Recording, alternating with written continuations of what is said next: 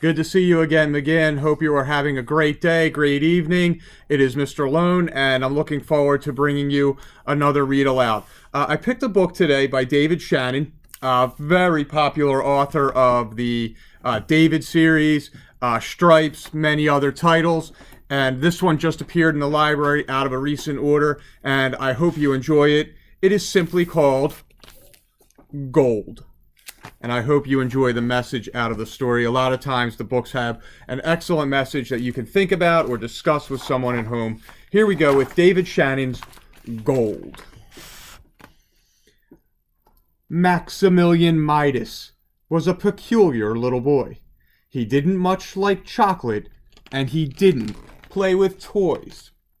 The first word that he uttered when he was 1 year old wasn't Mama, wasn't Papa. What Maxie said was, gold. His parents tried to raise him right. They said, be kind, not cruel. But Max's brain got stuck on gold when they taught the golden rule. His mother hugged him every night. His father read him stories.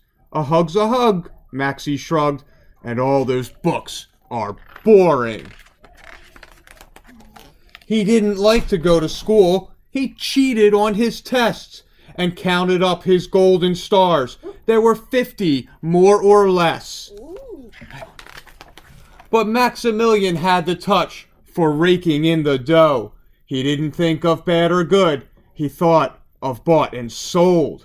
He started selling lemonade out on the parking strip, and on the hottest, driest days, he sold it by the sip. He made enough to buy a house. 'Twas money quite well spent. But when his parents moved inside, he charged them monthly rent. When Sadie opened up a stand to help some needy kids, he dropped a mouse in her lemonade, then ran away and hid. Max took over Sadie's stand, but he had bigger plans, and soon his lemonade was sold in stores throughout the land. His lemonade made millions, more than 20 banks could hold. He never gave a cent away. He spent it all on gold. Statues, clocks, and coins and bowls. If it was made of gold, he simply couldn't get enough. That was how he rolled. Maxie piled up his gold until he made a mountain. On top he built a castle with a fancy golden fountain. His furniture and walls were gold. To Max it looked like heaven. A lot of people said, not bad for a kid who's only 7. As time went by, Max stayed inside and all alone got older. His outlook didn't change a bit. In fact, it just got golder. Gold is what I love the most, Max would often cry. I love it more than teddy bears or mother's apple pie. I wish the world was made of gold and gold was everywhere. I'd like to eat and drink it, and breathe it in like air. That got Max to thinking as he was making breakfast. He came up with an idea that was positively reckless. Max grabbed a bag of gold dust, and oh, for goodness sakes, he spooned it up like sugar and dumped it on his flakes. Maximilian took a bite. It made his tummy tingle, but when he chewed, it didn't crunch. Instead, it sort of jingled. He suddenly felt funny, like his blood was getting cold. He walked up to the window, then Max turned into gold. Max was like a statue. He couldn't move his arms. He couldn't even walk or talk or set off the alarms. Max began to panic. He thought, how can this be? No one ever comes up here. Who's going to rescue me? At the bottom of the mountain, he saw his mom and dad. They were talking to their neighbors, and he suddenly felt sad. He thought about the many hugs he traded for his gold, and all the bedtime stories that never would be told. Max tried in vain to close his eyes and make it go away, but he was made of solid gold, and he had to watch all day.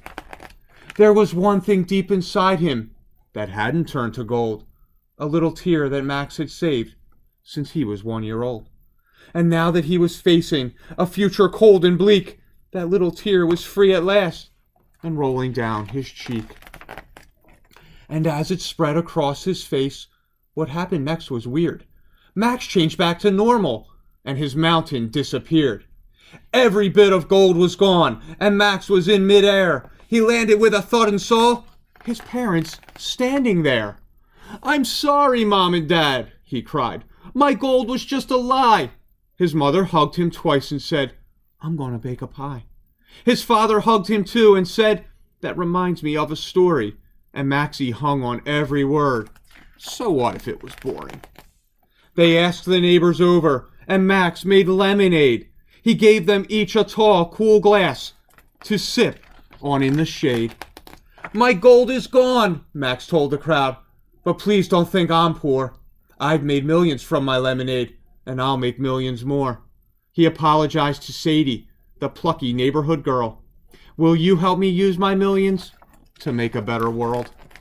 Then Maximilian Midas thought, as he finished off his slice, gold can never make you feel as good as being nice. And so, boys and girls, I hope you enjoyed that story. I hope you love the message. It's not about what we have materially. We saw Max, he had all that gold, but you know what? It's about the relationships we have, the way we act, the way we give, the way we respect our world around us, those around us. And I just hope that got through today. A terrific story by David Shannon. McGinn, have an awesome night, and I'll see you soon.